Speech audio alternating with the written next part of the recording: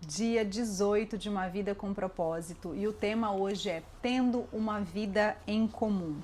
Eu devo dizer que o livro tem me gerado muitas reflexões, me tirado da zona de conforto, e eu tenho revisto alguns conceitos a partir dele, tem sido muito rico para mim. Eu espero que esteja também contribuindo com você e vou começar inclusive te pedindo, deixa seu comentário para falar sobre o insight que você teve, como está sendo essa série para você, eu vou adorar saber. Bom, nós iniciamos então com Colossenses 3,15, dizendo: cada um de vocês faz parte do corpo de Cristo e vocês foram escolhidos para viver juntos em paz. A vida foi feita para ser compartilhada. A Bíblia chama comunhão essa experiência compartilhada. Comunhão significa experimentar a vida juntos. Quando se trata de comunhão, o tamanho importa. Quanto menor, melhor. E ressaltando que aqui eu sempre trago para você os meus destaques do livro. Então eu estou lendo aqui, mas eu estou lendo trechos específicos que eu pontuei. Jesus ensinava dentro do contexto de um pequeno grupo de discípulos. O corpo de Cristo, assim como o próprio corpo humano, é na verdade o conjunto de muitas células pequenas.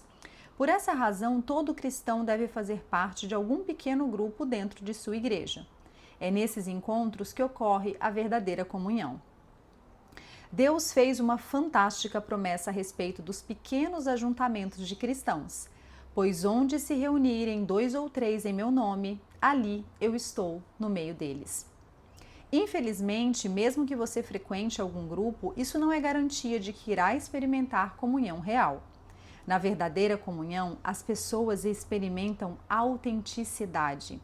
A comunhão autêntica não é superficial. A comunhão ocorre quando as pessoas se mostram honestas a respeito de si mesmas e do que está acontecendo em sua vida. Elas dividem mágoas, revelam sentimentos, confessam falhas, dão a conhecer dúvidas, admitem medos, reconhecem suas fraquezas e pedem ajuda e oração. Somente quando somos sinceros sobre nossa vida é que experimentamos a real comunhão. A Bíblia diz: se porém andarmos na luz, como Ele está na luz, temos comunhão uns com os outros.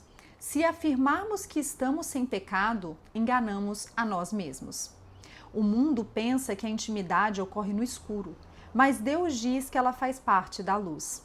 Naturalmente, ser autêntico exige coragem e, ao mesmo tempo, humildade. Significa enfrentar o medo de ser exposto, o medo da rejeição e de ser novamente magoado. Por que alguém correria tal risco? Porque é a única maneira de crescer espiritualmente e ser emocionalmente saudável.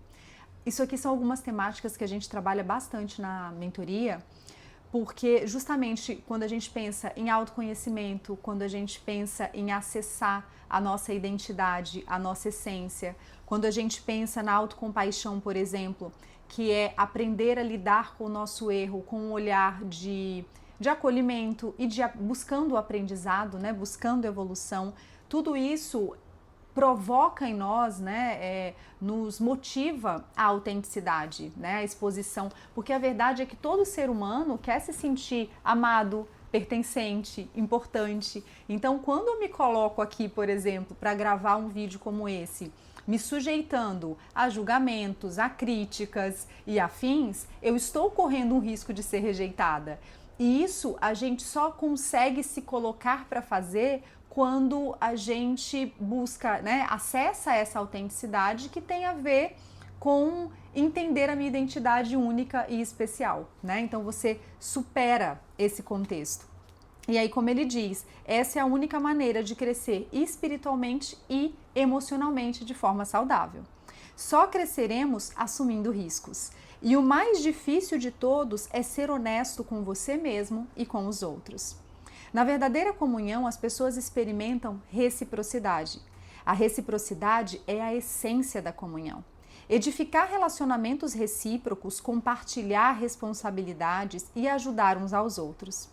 A Bíblia diz: esforcemo-nos em promover tudo quanto conduz à paz e à edificação mútua. Na verdadeira comunhão, as pessoas experimentam compaixão.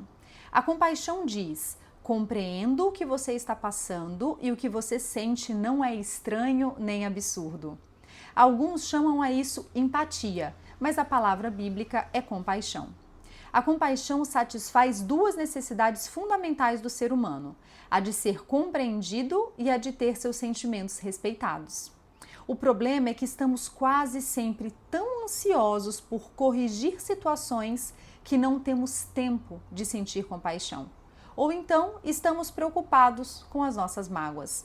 A autopiedade esgota completamente a compaixão pelas outras pessoas. E aí eu fiz um apontamento até aqui com relação ao exercício da gratidão, né? Quando a gente exerce a gratidão, a gente de alguma forma vai diminuindo esse sentimento, essa autopiedade.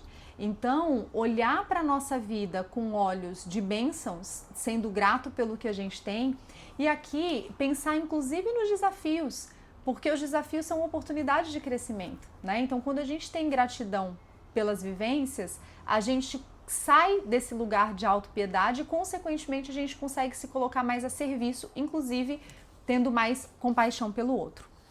E aí o que eu sempre falo, né, que como a gente já viu aqui, do princípio, fundamento bíblico, amai a Deus sobre todas as coisas e ao próximo como a si mesmo, a importância da gente aprender a se amar e a desenvolver a autocompaixão. Porque eu não posso dar para o outro o que eu não tenho. Então, se eu não consigo sentir compaixão nem por mim mesma, eu não vou conseguir sentir pelo outro, né? Acaba sendo vazio. Então, é importante a gente aprender a se dar.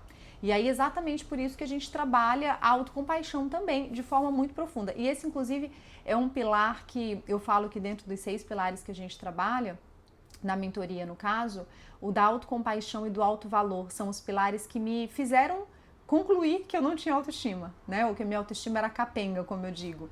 E eu tenho trabalhado isso e, de fato, quanto mais compaixão eu tenho por mim mesma, mais eu consigo desenvolver esse olhar para o outro. E seguindo, é em tempos de crise, tristeza e dúvidas profundas que mais precisamos uns dos outros. Quando as circunstâncias nos esmagam a ponto de nossa fé vacilar, é que mais precisamos de amigos cristãos. Na verdadeira comunhão, as pessoas experimentam misericórdia. A comunhão é um momento de graça, em que os erros não são criticados, mas apagados. A comunhão acontece quando a misericórdia triunfa sobre a justiça. Sobre a justiça, exato. Todos precisamos de misericórdia, porque todos tropeçamos, caímos e precisamos de ajuda para retomar o caminho. Você não pode ter comunhão sem que haja perdão. Por sermos imperfeitos e pecadores, inevitavelmente magoamos uns aos outros depois que passamos juntos algum tempo. A misericórdia de Deus para conosco é um estímulo para que sejamos misericordiosos uns com os outros. Lembre-se, jamais lhe será pedido que perdoe alguém mais do que Deus já lhe perdoou. Forte, né? Muitos relutam em praticar a misericórdia porque não sabem a diferença entre confiar e perdoar. Perdoar é esquecer o passado, ele diz. Confiar tem relação com o comportamento futuro. O perdão deve ser imediato, tenha ou não a pessoa pedido por ele. A confiança é reconstruída com o passar do tempo. E por que o perdão deve ser imediato, tendo a pessoa pedido ou não? Porque perdão é decisão, né? Então, não tem a ver com a outra pessoa, tem a ver com a gente. Bom, o melhor lugar para restaurar a confiança é no contexto de apoio mútuo de um grupo que promova tanto o encorajamento quanto a responsabilidade mútua. Há mais de 2000 anos, os cristãos vêm se reunindo regularmente em grupos para buscar comunhão.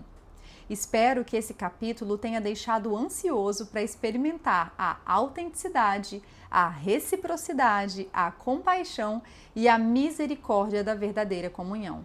Você foi criado para viver em comunidade. E aí as reflexões que ele traz. Primeiro tema, preciso de outras pessoas em minha vida. Versículo para memorizar. Compartilhem os seus problemas e aflições uns com os outros e dessa forma obedeçam à lei de Cristo. Gálatas 6:2. Pergunta para meditar. que posso fazer hoje para me unir a outro irmão de maneira mais íntima e verdadeira?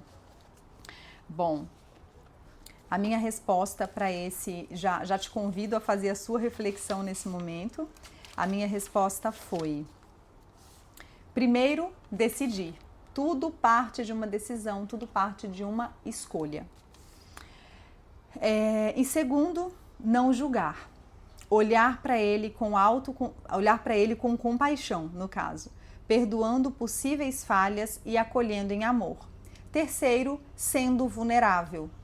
Quarto, abrindo espaço para compartilhar e fortalecer a confiança, entendendo que ela é gradativa e conquistada. Então, a reflexão de hoje foi essa. E eu te convido a curtir o vídeo, compartilhar para quem possa se beneficiar desse conteúdo e deixar aqui o seu comentário, dizer como que essa mensagem chegou aí, que reflexão você trouxe. Essa troca, ela é muito rica sempre e eu vou adorar saber. Obrigada por estar comigo nessa jornada e seguimos juntos aos 42 dias nessa busca de uma vida com propósitos.